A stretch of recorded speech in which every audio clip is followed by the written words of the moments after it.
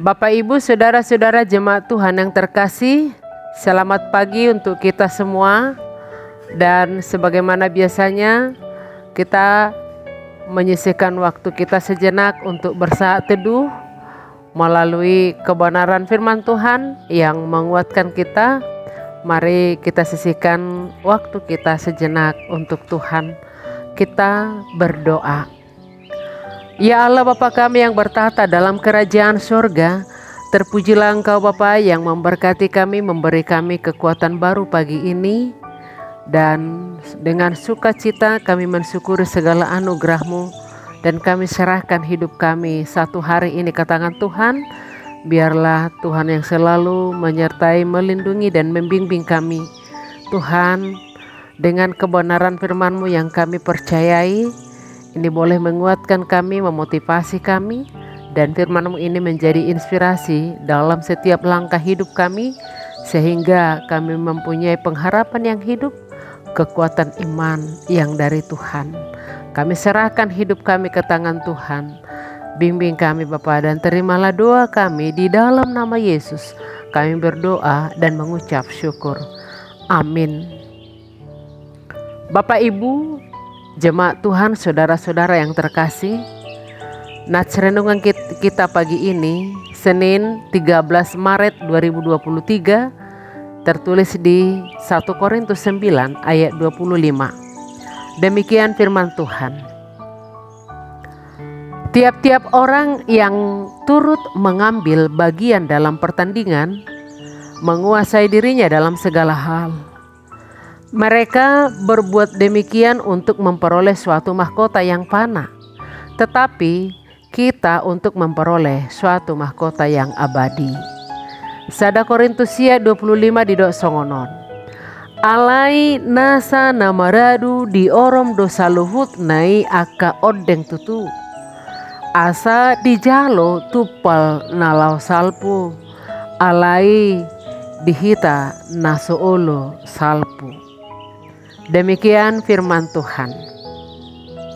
Bapak, Ibu, saudara-saudara jemaat Tuhan yang terkasih, tanpa kita sadari sesungguhnya waktu kita menjadi orang percaya, kita ini sudah menjadi pengikut Kristus, orang Kristen.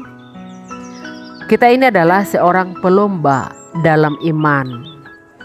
Maka kita harus menyelesaikan perlombaan tersebut sampai finish. Sebab kalau tidak, berarti kita kalah. Saudara-saudara, tidak ada seorang pun di antara kita yang mau kalah, bukan? Oleh sebab itu, kita harus berjuang untuk mencapai garis akhir dalam perlombaan iman yang sedang kita jalani. Mau tidak mau, kita harus mau. Bisa tidak bisa, kita harus bisa.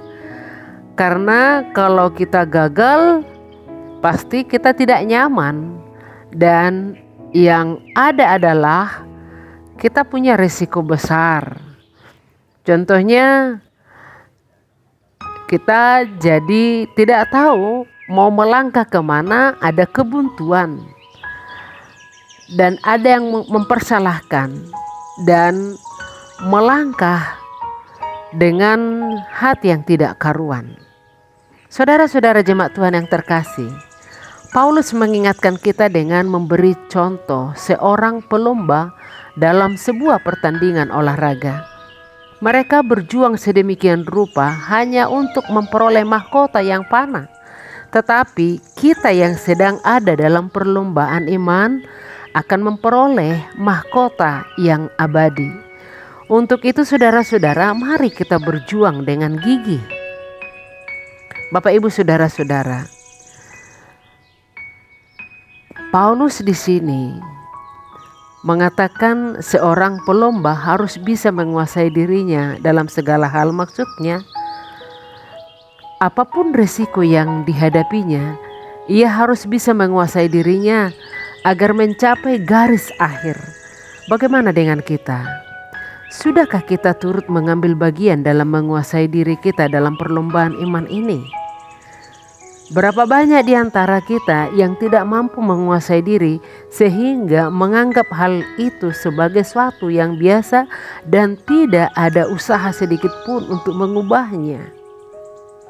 Bapak, Ibu, saudara-saudara yang terkasih, mari jadilah pelomba-pelomba iman yang tangguh dan siap menguasai dirinya dalam segala hal. Seorang wanita yang telah memacu tubuh dan pikirannya hingga ke titik maksimal dalam sebuah perlombaan sesuai dengan hobinya.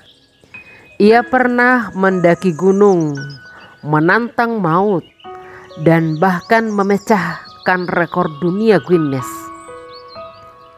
Namun sekarang ia berhadapan dengan tantangan yang berbeda, yaitu membesarkan anaknya yang berkebutuhan khusus. Keberanian dan iman yang dia gunakan untuk mendaki gunung sekarang dicurahkannya untuk mengasuh anak. Di 1 Korintus ini, Rasul Paulus berbicara tentang seorang pelari yang berlomba. Setelah mendesak anggota jemaat di Korintus yang suka menuntut hak-hak mereka untuk memperhatikan satu sama lain, itu bisa kita simak di pasal 8. Paulus menjelaskan bagaimana ia memandang tantangan untuk mengasihi dan berkorban itu bagaikan berlari dalam maraton yang menguji ketahanan tubuh. Inilah yang kita simak, yang kita renungkan secara umum dalam pasal 9 ini. Bapak, Ibu, saudara-saudara, sebagai pengikut Yesus, mereka perlu melepaskan hak-hak mereka dalam ketaatan kepadanya. Seperti para atlet melatih tubuhnya agar mereka bisa meraih kemenangan, kita juga melatih tubuh dan pikiran agar jiwa kita bertumbuh. Bapak, Ibu, saudara-saudara, ketika kita meminta Roh Kudus untuk mengubah kita, dari waktu ke waktu kita pun meninggalkan hidup kita yang lama.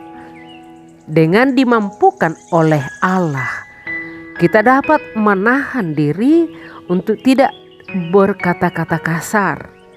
Kita dapat berhenti memainkan perangkat elektronik dan memusatkan perhatian untuk mendengarkan teman-teman kita. Kita juga tidak perlu bersikeras untuk memenangi suatu argumen.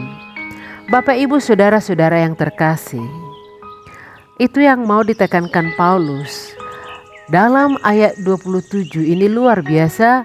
Tetapi aku melatih tubuhku dan menguasainya seluruhnya, supaya sesudah memberitakan Injil kepada orang lain, jangan aku sendiri ditolak.